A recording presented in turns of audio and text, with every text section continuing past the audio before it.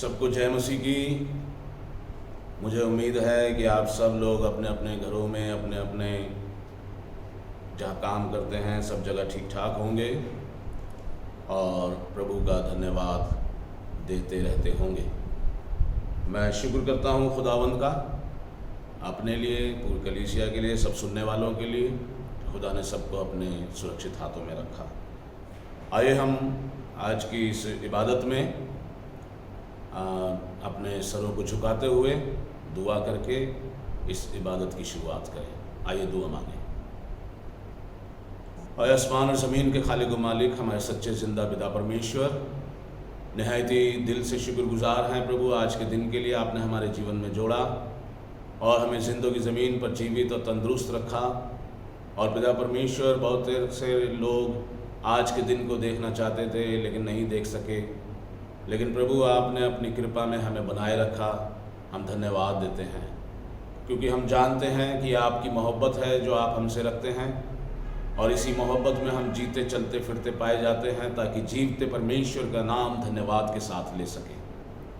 पिता परमेश्वर, हम शुक्र करते हैं और प्रार्थना करते हैं हम सबके साथ हों प्रभु, पवित्र आत्मा की अगुवाई दें, बोलने वाले को, सुनने वालों को, सबको प्रभु आप अपनी पवित्र आत्मा की अगुवाई में रखें और इस इबादत को, छोटी सी भेंट को प्रभु आप कबूल करें। पिता परमेश्वर, इस इबादत को आपके हाथों में सौंपते हुए ये सब कुछ अपने उद्धारकर्ता प्रभु यीशु मसीह के नाम से मांगते हैं, आमीन। आइए एक छोटा सा गीत गाएंगे। गीत की किताब में गीत नंबर 3, काश की 1000 ज़ुबानों से, काश मेरी 1000 ज़ुबानें होती तो मैं 1000 ज़ुबानों से तेरी इबादत करता, तुझे तेरी बढ़ाई करता। गीत का नंबर है 3 गीत की किताब में। काश की 1000 ज़ुबानों से मैं गाऊं खुशेला, जलाल और फाज़ल यीशु के, खुदावन पाक सुल्तान। आए मालिक मेरे रमदान, तू मेरी मदद कर कि मैं फैलाऊं तेरा नाम हर जगह दुनिया पर। मसीह का नाम हटाता है हमारे गम हराम, बदकारों को पहुँचाता है सलाहियत और जान। गुनाह के फंदे से मसीह आज़ाद कर देता है और हम कमज़ोर लाचारों की वो खबर लेता है। आए बैरो सुनो यीशु की, आए गूंगो लो ज़ुबान, आए अंधो देखो लंगड़ो भी, आप दौड़ के हो शादमान। आइए खुदावंद के कलाम में से हम सुनेंगे। मेरे साथ अपनी अपनी बाइबल में आप लोग निकालें प्रकाशित वाक्य की किताब, उसका 2 अध्याय। प्रकाशित वाक्य की किताब 2 अध्याय,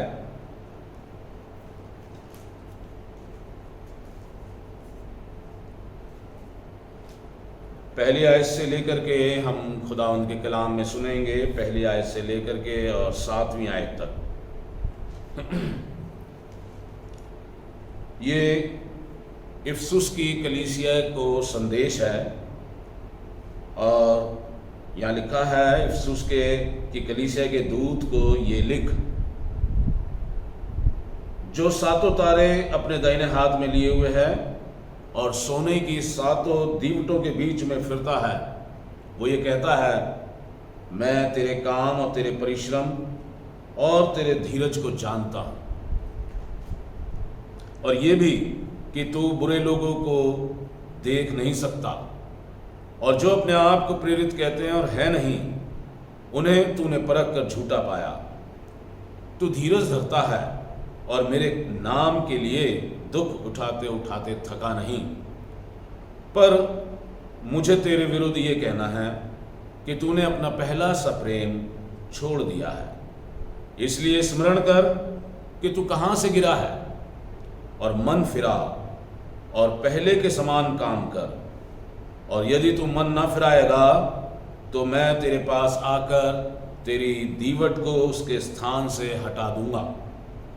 पर हाँ, तुझ में ये बात तो है कि तू निकलियों के कामों से घृणा करता है, जिनसे मैं भी घृणा करता हूँ। जिसके कान हो वो सुन ले कि आत्मा कलीसियाओं से क्या कहता है। जो जय पाए, मैं उसे उस जीवन के पेड़ में से जो परमेश्वर के स्वर्गलोक में है फल खाने को दूंगा। परमेश्वर के कलाम के पढ़े और सुने जाने पर परमेश्वर अपनी आशीष दे। आमीन। आइए छोटी सी दुआ करें। मेरे मुंह के बोल और हमारे दिलों के विचार आपके हुजूर पसंद आवे आए खुदावन, हमारी चट्टान और हमारे फिदिया देने वाले। आमीन। मेरे अजीजों, अभी हमने प्रेरितों के काम उसका दूसरा अध्याय पहली आयत से 7वीं आयत तक पढ़ा। ये 7 कलीसियाएं के लिए जो संदेश दिए गए हैं, ये 7 मैं पहले ही बता चुका हूं, ये 7 कलीसियाएं कलीसियाई युग हैं। 7 कलीसियाएं नहीं हैं, 7 कलीसियाई युग हैं। हर कलीसियाई युग के लिए एक मैसेज है, क्योंकि बाइबल में लिखा है परमेश्वर प्रभु यीशु मसीह की दुल्हन कौन है? कलीसिया। 7 दुल्हन नहीं है, उसकी दुल्हन एक ही है। इसलिए ये 7 कलीसियाओं को संदेश का मतलब है कि यीशु मसीह के बाद से जब ये कलीसिया स्थापित हुई है, उनके 7 पीरियड्स हैं, उनके 7 युग हैं। जो पहला युग है वो यहाँ पे इफिसुस की कलीसिया में जो लिखा है संदेश, वो पहली कलीसियाई युग के लिए है, और पहली कलीसियाई युग का दूत है पौलुस। तो ये उस समय की कलीसिया के लिए संदेश है। और ऐसे ही आगे हम पढ़ते हैं तो आगे आखिरी कलीसिया है लुदीकिया की कलीसिया। ये है मतलब 7वां कलीसियाई युग, यानी इसके बाद कोई कलीसिया का वर्णन नहीं है। इसका मतलब ये आखिरी कलीसिया है, आखिरी युग की, आखिरी युग में, आखिरी पीरियड में जो कलीसियाई पीरियड है जिसमें मैं और आप रह रहे हैं, ये उस कलीसिया का संदेश है लुदीकिया की कलीसिया को। तो पहली कलीसियाई युग जो है वो यीशु मसीह के बाद पौलुस ने जो कलीसियाएं बनाई, प्रेरितों ने जो प्रचार के काम किए, कलीसियाएं बनी, और उन कलीसियाओं के लिए ये संदेश है जो इफिसुस की कलीसिया, पहली कलीसियाई युग जो है उसके लिए ये संदेश है जो आपके सामने पड़ा। और आखिरी कलीसियाई युग जो लौदीकिया की कलीसियाई है, उसमें मैं और आप इस समय रह रहे हैं। ये अंतिम समय है, अंतिम कलीसिया है, और अंतिम कलीसिया के लिए क्या लिखा गया है वो मैं आपके सामने एक बार पढ़ना चाहता हूँ, क्योंकि ये मेरे और आपके लिए संदेश है, क्योंकि मैं और आप इस अंतिम युग की कलीसिया में रह रहे हैं। ये इस कलीसिया को जो चुने हुए लोग हैं, जो इस आजकल के जो मसीही लोग हैं, उनके लिए ये संदेश है। और इस संदेश में क्या लिखा है? लुदीकिया की कलीसिया के दूत को ये लिख, जो आमीन और विश्वास योग्य और सच्चा गवाह है और परमेश्वर की सृष्टि का मूल कारण है, वो ये कहता है कि मैं तेरे कामों को जानता हूं, मैं तेरे कामों को जानता हूं कि तू ना ठंडा है और ना गर्म। भला होता कि तू ठंडा या गर्म होता। इसलिए कि तू गुनगुना है और ना ठंडा है और ना गर्म, मैं तुझे अपने मुंह से उगलने पर हूं। तू कहता है मैं धनी हूं और धनवान हो गया हूं, और मुझे किसी वस्तु की घटी नहीं, और ये नहीं जानता कि तू अभागा और तुच्छ और कंगाल और अंधा और नंगा है। इसलिए मैं तुझे सम्मति देता हूं कि आग में ताया हुआ सोना मुझसे मोल ले कि तू धनी हो जाए, और श्वेत वस्त्र ले ले कि पहनकर तुझे अपने नंगेपन की लज्जा ना हो, और अपनी आंखों में लगाने के लिए सुरमा ले कि तू देखने लगे। मैं जिन जिन से प्रेम करता हूं उन सबको उलाहना और ताड़ना देता हूं। इसलिए सरगर्म हो और मन फिरा। देख, मैं द्वार पर खड़ा हुआ खटखटाता हूं। यदि कोई मेरा शब्द सुनकर द्वार खोलेगा तो मैं उसके पास भीतर आकर उसके साथ भोजन करूंगा और वो मेरे साथ। जो जय पाए मैं उसे अपने साथ अपने सिंहासन पर बिठाऊंगा, जैसे मैं भी जय पाकर अपने पिता के साथ उसके सिंहासन पर बैठ गया। जिसके कान हो वो सुन ले कि आत्मा कलीसियाओं से क्या कहता है। एक बार फिर खुदावन के कलाम के पढ़े और सुने जाने पर खुदावन की आशीष हो। आमीन। मेरे अजीजों, मैं चाहता हूं कि हम ध्यान दें, पहला कलीसियाई युग जो इफिसुस की कलीसिया है और लौदीकिया के कलीसियाई युग जो कि अंतिम कलीसियाई युग है, इसमें क्या फर्क है। जो इफिसुस की कलीसिया है उसमें परमेश्वर को ने जो है उस कलीसिया की तारीफ की है, उस कलीसिया की तारीफ की है। क्या तारीफ करी है? मैं और आपने अभी पढ़ा कि मैं तेरे काम, दूसरा अध्याय दूसरी आयत, मैं तेरे काम जानता हूं, तेरे परिश्रम को, तेरी मेहनत को अच्छे से जानता हूं, तेरे धीरज को भी जानता हूं कि तुझ में कितना सब्र है, कितनी धीरज है, और ये भी कि तू बुरे लोगों को देख नहीं सकता और अपने आप को जो प्रेरित कहते हैं उन्हें झूठा पाया तूने। तू धीरज धरता है और मेरे नाम के लिए दुख उठाते उठाते थका नहीं। ये पहली कलीसियाई युग के लोग थे जिनके बारे में खुदा इतनी तारीफ कर रहा है कि तूने बहुत परिश्रम किया, परिश्रम करते करते दुख उठाते उठाते तू थका नहीं, तू मेरे लिए परिश्रम करता है, धीरज धरता है, मैं तेरे कामों को जानता हूँ। और फिर आखिर में एक शिकायत है हल्की सी कि तूने पहला सा प्रेम छोड़ दिया है। प्रेम तो तू करता है अभी भी, ये पहली कलीसियाई युग के लोगों के लिए है कि प्रेम तो तुम करते हो लेकिन पहले जैसा नहीं। ये एक हल्की सी शिकायत है जो खुदा उससे कहता है पहली कलीसियाई युग से कि तू धीरज धरता है, तू ये करता है, तू दुख उठाते उठाते थका नहीं। बस एक मेरे को शिकायत ये है, तेरे विरुद्ध ये कहना है कि तूने पहला जैसा प्रेम छोड़ दिया है। प्रेम करता है लेकिन अब प्रेम में वो वाली बात नहीं है जो तू पहले करता था। इसलिए याद कर कि तू कहाँ से गिरा है, क्या वजह हुई जिसकी वजह से प्रेम में कमी आ गई, क्या वजह हुई, कहाँ से ऐसा होना शुरू हुआ। इसलिए याद कर कि तू कहाँ से गिरा है और मन फिरा, रिपेंट, तौबा कर, प्रायश्चित कर और पहले जैसा प्रेम कर। रिपेंट, मन फिरा और पहले के समान काम कर। और यदि तू मन ना फिराएगा तो मैं तेरे पास आकर तेरी दीवट को उसके स्थान से हटा दूंगा। हाँ, तुझ में ये बात तो है फिर एक तारीफ कि तू निकलियों के कामों से घृणा करता है जिनसे मैं भी घृणा करता हूँ। बस एक बात है कि पहले जैसा प्रेम, जैसा तू पहले मुझसे प्रेम रखता था, उसमें कमी आ गई है।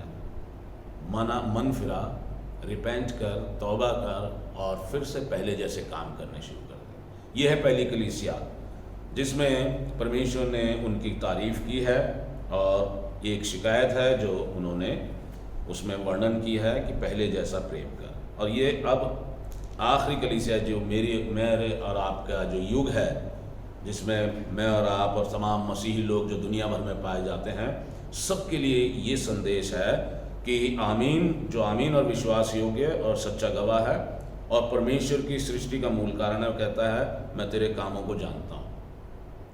इससे उसकी कलीसिया को क्या कहा? मैं तेरे कामों को जानता हूँ, तेरे परिश्रम को जानता हूँ, तेरी मेहनत को जानता हूँ, तेरे धीरज को जानता हूँ।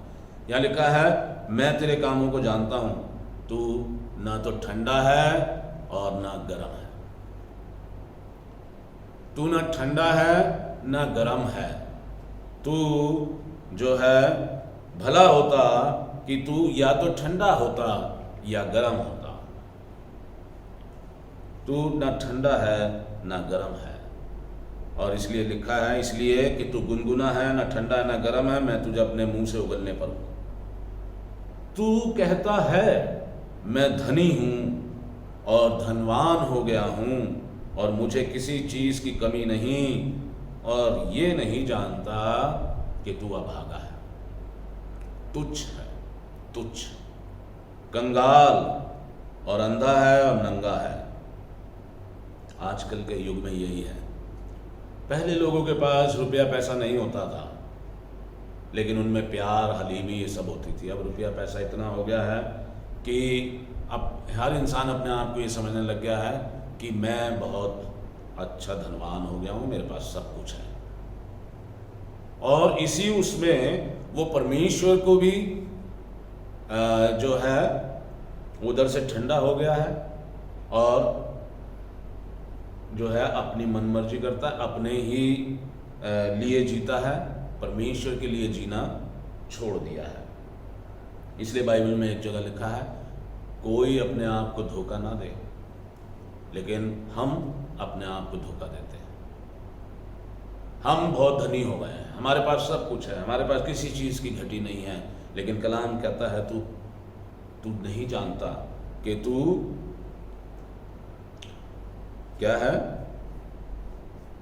तू नहीं जानता कि तू अभागा है, अभागा। बाइबल में एक जगह यीशु मसीह ने कहा है, मत्ती की इंजील, लूका की इंजील में,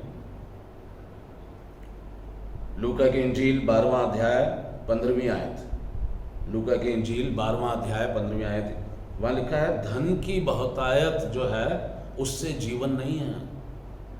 धन की बहुतायत से जीवन नहीं है। वो जीवन जो यीशु मसीह हमें देने आया है वो धन की बहुतायत से नहीं हो सकता। हम कितने ही धनी हो जाएं, लेकिन अगर हम रूहानी जीवन में कंगाल हैं तो कुछ नहीं है। रूहानी जीवन में, आत्मिक जीवन में हमारे कंगालपन है। रुपया पैसा, दुनिया, दौलत, महल सब खड़े कर लिए, लेकिन आत्मिक जीवन में कंगालपन है तो हम कुछ भी नहीं है। बहुतायत से, संपत्ति की बहुतायत से जीवन नहीं है, यीशु मसीह कहते हैं। इसलिए लिखा है ये हमारा आत्मिक गुनगुनापन है। हम आत्मिक रीति से गुनगुने हैं।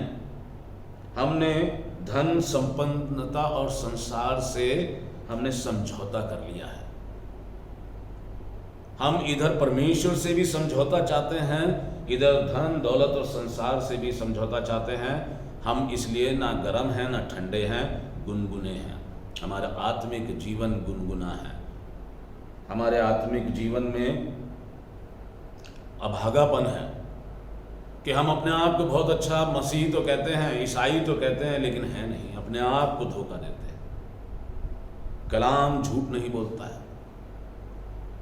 ये कलाम परमेश्वर का कलाम है। ये प्रकाशित वाक्य यीशु मसीह ने यूहन्ना को दिया और यूहन्ना से कहा लिख, और वो लिखता है और कहता है कि तू बहुत धनवान अपने आप को समझता है और कहता है मुझे किसी चीज़ की घटी नहीं, तू अभागा है। क्योंकि दुनियावी धन दौलत से जीवन नहीं है। आत्मिक जीवन कैसा है? आत्मिक जीवन में हमारे गुनगुनापन है। आत्मिक जीवन में हम अभागे हैं। आत्मिक जीवन में हम तुच्छ हैं। हम लोगों को तुच्छ समझते हैं और खुद को नहीं जांचते कि हम खुद क्या है। लिखा तू तुच्छ है, तू अभागा है, तू अंधा है, तू नंगा है। इसलिए यीशु मसीह क्या कहते हैं? इसलिए मैं तुझे सम्मति देता हूं कि आग में सताया हुआ सोना मुझसे मोल ले ले, आत्मा, पवित्र आत्मा ले ले, कि तू धनी हो जाए। श्वेत वस्त्र ले ले, धार्मिकता, धर्मी बन, धार्मिक बन। श्वेत वस्त्र ले ले कि तेरा नंगापन से तुझे लज्जा ना हो। और इसीलिए यीशु मसीह यहाँ कहते हैं मैं तुझे सम्मति देता हूँ, एडवाइस देता हूँ, एक अच्छी सलाह देता हूँ। ये मत सोच कि मैं बहुत धनी हो गया, मुझसे किसी चीज़ की घटी नहीं है। तू अभागा है, तू तुच्छ है। आजकल की कलीसिया का ये हाल है। आजकल की कलीसिया का ये हाल है। आजकल के मसीही लोगों का ये हाल है। ये 7वीं कलीसिया युग, आखिरी कलीसिया युग के बारे में वर्णन यहाँ पर किया गया है। लेकिन हम अपने आप को धोखा देते चले आ रहे हैं कि मैं बहुत अच्छा हूँ, मैं बहुत धर्मी हूँ, मैं बहुत राइचियस हूँ, लेकिन वो हमारे कामों से, हमारी बोलचाल से, हमारे व्यवहार से नज़र तो नहीं आता। हमारे मनों में तो ईर्ष्या, जलन, बैर भाव और ये सब दुष्टता, ये सारी चीज़ें, लड़ाई झगड़े भरे पड़े, और हम कहते हैं हम बहुत अच्छे हैं। कलाम बताता है हम क्या हैं, हम अभागे हैं, हम तुच्छ हैं, कंगाल हैं, अंधे हैं, नंगे हैं, क्योंकि हमें ठीक से दिखाई नहीं दे रहा। हम अपने बारे में ठीक से देख नहीं पाते, दूसरे के बारे में देखते रहते हैं। बाइबल में लिखा है दोष मत लगाओ। क्यों लिखा है ऐसा, दोष मत लगाओ, कि तुम पर भी दोष ना लगाया जाए? इसका मतलब यह है कि जिस किसी पे आप दोष लगा रहे हैं, आप भी किसी ना किसी बात में दोषी हैं, आप भी किसी ना किसी बात में कसूरवार हैं, दोषी हैं। हमें दूसरे का दोष नजर आता, अपना दोष नजर नहीं आता। जब हम किसी पर दोष लगाते हैं तब वो हमारी कमी हमें बताता है, तब हमें बुरा लगता है, तब हमें गुस्सा आता है। लेकिन हम अपने आप अपनी कमी नहीं देखते। हम दूसरे पर जब इल्ज़ाम लगाते हैं तो वो हमारी कमी जब बताता है तब हमें चिड़ मचती है, गुस्सा आता है कि उसने ऐसा क्यों कहा। बाइबल में साफ लिखा है दोष मत लगाओ, कि तुम पर भी दोष ना लगाया जाए, कि तुम भी, इसका मतलब यह है कि तुम भी कोई वो नहीं हो दूध में धुले। यीशु मसीह ने तो इसका एग्जाम्पल दिया, वो जब पथरवाह कर रहे थे उस वैश्य को जो पकड़ी गई थी व्यभिचार में, यीशु मसीह ने कहा जिसने गुनाह नहीं किया वो पहले पत्थर मारे। एक भी नहीं निकला उसमें से जो साफ सुथरा धर्मी आदमी। बाइबल में साफ लिखा, रोमियो की पत्री में पढ़े, कोई धर्मी नहीं, एक भी धर्मी नहीं, लेकिन फिर भी हम दूसरे पे इल्जाम लगाते हैं, जबकि हम खुद गुनहगार हैं। हम खुद गलतियां करते हैं, गुनाह करते हैं, और दूसरों की गलतियां निकालते हैं। इसलिए ये अंधापन है, ये नंगापन है। कहते हैं कि उससे मत बढ़ना यार, वो तो नंगा आदमी है, उसे कोई फर्क नहीं पड़ता है इज्जत का, बेइज्जती का। इसलिए मेरे अजीजों, यीशु मसीह कहते हैं कि मैं तुझे सम्मति देता हूँ। लिखा है 19वीं आयत में, मैं जिन जिन से प्रेम करता हूँ उन सबको उलाहना और ताड़ना देता हूँ। इसलिए सरगर्म हो और मन फिरा, रिपेंट, तौबा कर, प्रायश्चित कर, और अपने आप को ठीक से जांच, अपने आप को ठीक से देख। धोखा मत खा कि मैं बहुत अच्छा हूं। मेरे अजीजों, लिखा है मन फिरा, पश्चाताप कर, विश्वास और धार्मिकता में आने की ये बुलाहट है कि हम दोबारा विश्वास में और धार्मिकता में आए। श्वेत वस्त्र पहने, धार्मिकता को अपनाएं, धर्म के काम करें, ये एक बुलाहट है। परमेश्वर अंतिम समय की कलीसिया से ऐसा नहीं कि इसमें एक भी अच्छाई नहीं है, ये तो सही है, एक भी अच्छाई यहाँ नहीं लिखी है, एक भी अच्छाई का वर्णन नहीं है। इफिसुस की कलीसिया में अच्छाइयाँ लिखी हैं उनकी, एक कमी बताई गई है कि पहले जैसा प्रेम कम हो गया। इस कलीसिया में एक अच्छाई नहीं बताई गई है।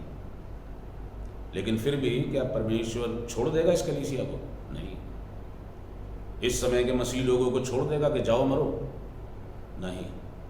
इसलिए वो कहता है कि मैं प्रेम करता हूँ, मैं तुमसे प्रेम करता हूँ, और मैं जिससे प्रेम करता हूँ उसको उलाहना और ताड़ना देता हूँ। इसलिए मन फिराओ, रिपेंट हो कि तुम नाश ना हो। वो हमें नाश होने नहीं देना चाहता, इसलिए वो हमें ताड़ना देता है, उलाहना देता है, और वो कहता है कि तू ना ठंडा है ना गर्म है, अगर तूने मन नहीं फिराया तो मैं तुझे उगल दूंगा, तब उगल दूंगा। मन फिरा, विश्वास में आ, आत्मिक जीवन में बढ़, आत्मिक जीवन में तरक्की कर। और लिखा है देख, मैं द्वार पर खड़ा हुआ खटखटाता हूं। इसका क्या मतलब है?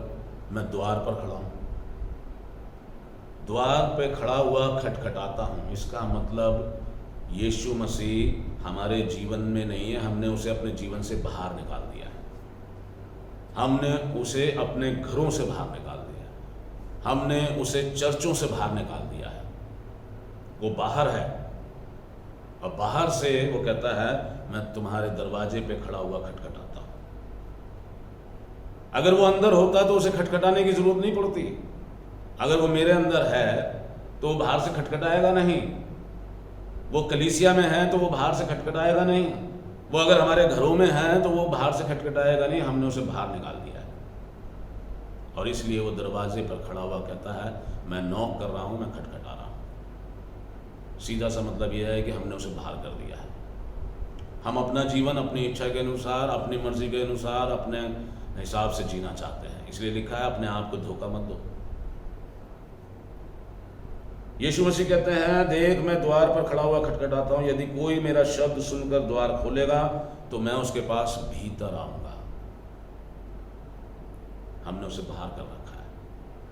हमारे अंदर सांसारिक इच्छाएं, सांसारिक लालसाएं, धन दौलत की लालसा, सब कुछ उसको तो हमने अपना लिया। यीशु मसीह को बाहर कर दिया है। यह आखिरी कलीसियाई युग का हाल है जो परमेश्वर हमें बता रहा है कि हमने क्या किया है, यीशु मसीह को बाहर कर दिया है। हम उसकी सुनना नहीं चाहते। हमें उसकी बातें ऐसी लगती हैं कि ये तो हमारे किसी काम की नहीं है, उल्टा इनसे हमें नुकसान होगा। पहली कलीसिया को देखें, उसने लिखा है, यीशु मसीह ने क्या कहा, मैं जानता हूं कि दुख उठाते उठाते तू थका नहीं, मेरे लिए दुख उठाते उठाते तू थका नहीं। और यहाँ आज की कलीसिया में क्या है कि हम दुख उठाना नहीं चाहते। यीशु मसीह ने कहा अगर कोई मेरे पीछे चलना चाहे तो उसे अपनी सलीब उठानी पड़ेगी, अपना दुख उठाना पड़ेगा। और हम उसको उठाने के लिए तैयार नहीं है। लेकिन पहली कलीसिया ने बहुत दुख उठाया, बहुत दुख उठाया, लेकिन फिर भी वो हारे नहीं, थके नहीं। यीशु मसीह उनकी तारीफ करते हैं। और हमारे आज की कलीसिया में क्या है, हम दुख उठाना नहीं चाहते, अपनी मर्जी पे चलना चाहते हैं। इसलिए यीशु मसीह ने लिखा है मैं द्वार पर खड़ा खटखटा रहा हूँ। यह आखिरी समय है, आखिरी कॉल है। मैं आगे चला जाऊंगा, फिर तुम देखते रहना, ढूंढते रहना। मेरे अजीजों, यीशु मसीह जानते हैं, इसीलिए उन्होंने कहा मत्ती 15:8-9 में, होठों से तो ये मेरा नाम लेते हैं पर इनके मन मुझसे दूर है। होठों से तो ये मेरा नाम लेते हैं पर इनका मन मुझसे दूर है। ये मनुष्य की बातों को धर्मोपदेश करके सिखाते हैं।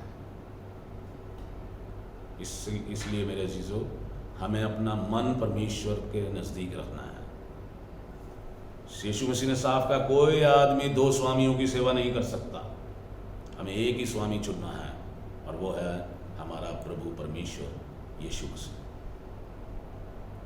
और उसी की सेवा करनी है और उसी में आगे बढ़ना है अगर जीवन चाहते हैं, हमेशा का जीवन, अनंत जीवन, जिसके लिए यीशु मसीह इस दुनिया में आए। मेरे अजीजों, कई बार क्या होता है कि कोई अगर हमें हमारी सच्चाई बताए तो हमसे बर्दाश्त नहीं होता, हमें अच्छा नहीं लगता है। लेकिन यीशु मसीह आज की कलीसियाई की सच्चाई बता रहे हैं कि ये है आज की कलीसिया की सच्चाई, कि अपने आप को धनी धनवान समझते हैं, किसी चीज़ की कमी नहीं है उन्हें। वो कहते हैं हमें बाइबल की भी ज़रूरत नहीं है, बाइबल हमें बचपन से हमने सीखी है, बाइबल बचपन से याद है। नहीं सीखना चाहते, नहीं सुनना चाहते। लेकिन लिखा है कि तुम नहीं जानते कि तू अभागा है, तू तुच्छ है, तू कंगाल है, रिपेंट कर, तौबा कर, मन फिरा, मैं द्वार पर खड़ा हुआ खटखटाता हूँ। और ये मैं इसलिए कह रहा हूँ कि मैं तुमसे प्रेम करता हूँ, क्योंकि यहाँ लिखा है मैं जिन जिन से प्रेम करता हूँ उनको उलाहना और ताड़ना देता हूँ। इसलिए मेरे अजीजों, अपने आप को धोखा ना दें, परमेश्वर को अपने अंदर आने दें, अपने घरों में आने दें, अपनी कलीसियाओं में आने दें